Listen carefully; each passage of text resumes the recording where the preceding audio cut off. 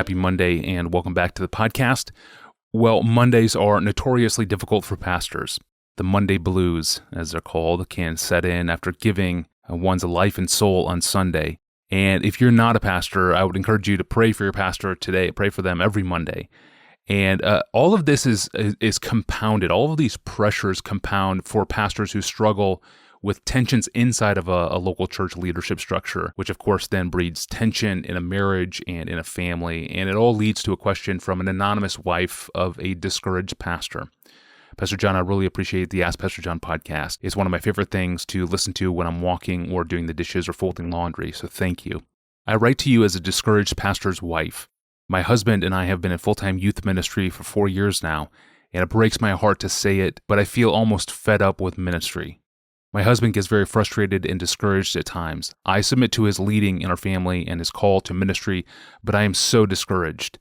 The last year has been really difficult for us, my husband, our marriage, our family. My husband looks so defeated some days, it breaks my heart.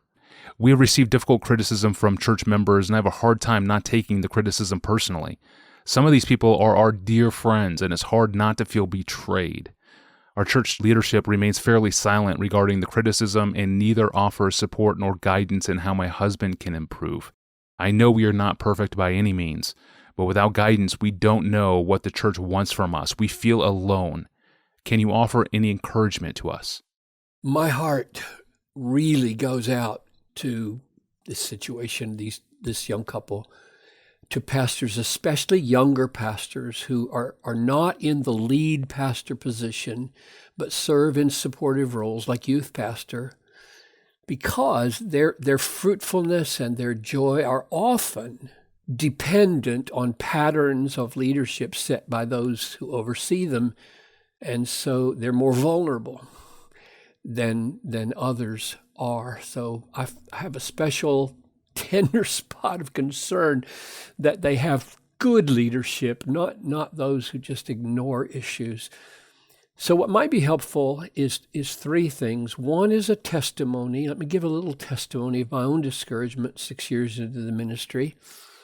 Another is perhaps a series of diagnostic questions that might provide a way of reflecting on their situation, and finally some encouragement from the Word. So here's the testimony. I had been at Bethlehem as the senior pastor for 6 years. I was now 40 years old at this point, which I do believe is an emotionally very vulnerable place for a man to be. There are real midlife issues, I think. And I wrote in my journal on November 6, 1986, these words. In fact, you can read the whole thing by going to Desiring God and just searching for the article called How I Almost Quit. So here's part of what I said. The church is looking for a vision for the future, and I do not have it. Does this mean that my time at Bethlehem is over? Does it mean that there is a radical alternative unforeseen by me? Does it mean that I am simply in the pits today and unable to feel the beauty and power and joy and fruitfulness of an expanded facility and ministry? Oh Lord, have mercy on me. I am so discouraged. I am so blank. I feel like there are opponents on every hand. Even when I know that most of my people are for me, I am so blind to the future of the church. Oh Father, am I blind because it is not my future? Perhaps I shall not even live out the year, and you are sparing the church the added burden of a future I had made and couldn't complete. I do not doubt for a moment your goodness or power or omnipotence in my life or in the life of the church. I confess that the problem is mine, the weakness is mine, the blindness is in my eyes, the sin, oh, reveal to me my hidden faults, is mine, and mine the blame. Have mercy, Father, have mercy on me. I must preach on Sunday, and I can scarcely lift my head. End of quote. Now, as a matter of fact, I remained in that role for another 27 years, which is a warning against precipitous resignations when God may have something wonderful in store by persevering through seasons of blankness. He certainly did for me, and I'm so thankful he didn't let me go. Amen. In both senses. He didn't let me leave the church and didn't let go of me. However, not all resignations, not all ministry changes are owing to cowardice or fear or laziness or a sense of failure. So let me give some diagnostic questions that might help this young couple discern what the problem really is, because maybe a change in ministry is appropriate, maybe it's not. Number one, is there a mismatch between your husband's spiritual gifts and the role he is being asked to fulfill? It's not a defeat or an act of disobedience if you discover that the role you are in calls for gifts you don't have. Such a mismatch may be painful to discover, but it doesn't have to be shameful. It's very difficult for us to make this call about ourselves. We need loving, honest, objective partners in ministry. And if they aren't there in the staff or in the church, then from outside. I think gifts for ministry are best discovered and best confirmed by others, not just ourselves. Others see more clearly than we at times whether our gifts are bearing any spiritual fruit or not, and what that fruit should be. So here's number two, the second diagnostic question. Is there a possible mismatch between the theology of your husband and the theology of the leadership? Depending on how serious the differences are, this can be a deal breaker in ongoing ministry. How sweet when there's a theological camaraderie on the staff and nobody has to be fearful of openly sharing what they believe and can teach. Number three, is there a possible mismatch between your husband's philosophy of ministry and the philosophy of ministry in the leadership of the church? This is different from theology.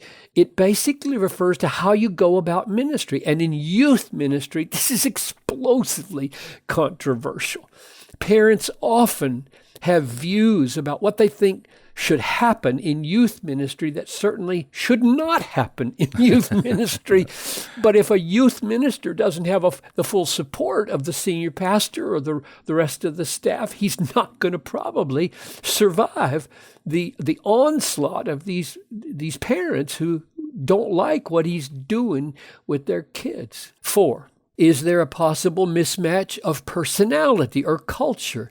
And this can often feel like a matter of sin, when in fact the essence of it is not necessarily sin, but genuine differences that are almost undefinable in the culture of ministry or the personality of the leadership, in the youth minister, in the staff of the church. We need skillful, spiritually discerning friends inside or outside the church to help us discern whether our personalities are simply like oil and water on this staff. Maybe that was part of what was going on with Paul and Barnabas. Number 5, is this present discouragement a test of faithfulness and perseverance, or is it something that shouldn't be endured and needs to be changed? And God knows what you're in, and He's put you there, and His purpose is that you would persevere in grace and overcome evil with good. No matter what the outcome is, that's your calling. Discerning whether this is the case requires partners in ministry. And I suppose, this is number 6, but a continuation of 5, really. I suppose the most disheartening sentence in this wife's question was, our leadership remains fairly silent regarding the criticism and neither offers support nor guidance on how my husband can improve. That's just inexcusable. That's just inexcusable for a mature, godly staff to function that way. And it's not at all uncommon, unfortunately, and suggest that the leadership is too immature or fearful, part of their own dysfunction, too fearful, to deal face to face, up front with the conflict and take the flack that addressing it will get. And many, many leadership structures experience staff changes by simply not addressing staff problems. And that's the only way they know to deal with them. Well, if we don't do anything, the staff member that perhaps shouldn't be there in our judgment will just not be here if we let things get bad enough. Well, that's awful. It's just not the way Christians should do things. It just ticks me off when I see that happening. That's not the way we're told to deal with each other. It ought not to be, and I don't know if it is the case there or not, but that sentence was a big red flashing light to me, and I was so sad to read it.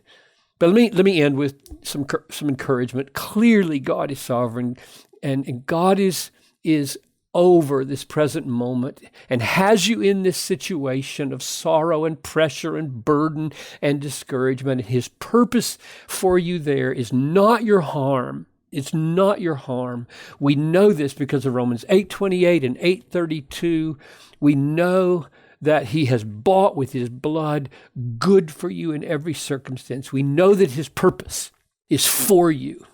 And he wants your joy in the ministry. We know that because of Hebrews 13:17, where it says, let the pastors do their work with joy and not with groaning, for that would be of no advantage to the people.